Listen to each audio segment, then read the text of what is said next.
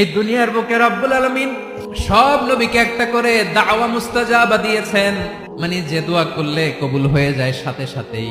দুনিয়ার সব নবীরা ওই দোয়াটা দুনিয়ায় করে ফেলেছে। বিশ্বনবী বলবেন, আল্লাহ ওই স্পেশাল দোয়াটা দুনিয়াতে করি নাই, আজকে আমি তোমার দরবারে দাঁড়িয়ে কিয়ামতের দিন ওই দোয়াটা করছি। আল্লাহ, আমার যে উম্মতের হৃদয়ে যাররা পরিমাণ ঈমান আছে, আমার একটা উম্মতকেও তুই জাহান্নামে ঢুকাতে পারবা না। বিশ্বনবী পাগলের মতো একবার হাউজে কাউসারে যাবেন, একবার সিরাতে যাবেন, একবার পুলসিরাতের দিকে, একবার হাউজে কাউসারের দিকে পাগলের মতো দৌড়াতে থাকবেন। তার কোন গুনাহগার উম্মত যাতে জাহান্নামে ঢুকে না যায়। উম্মতি বিশ্বনবী আমার জন্য কাঁদবেন, আপনার জন্য কাঁদবেন, আমাদের জন্য সেদিন কেঁদে কেঁদে জাহান্নামের দরজায় দাঁড়িয়ে আমাদেরকে টেনে টেনে জান্নাতে ঢুকাবেন।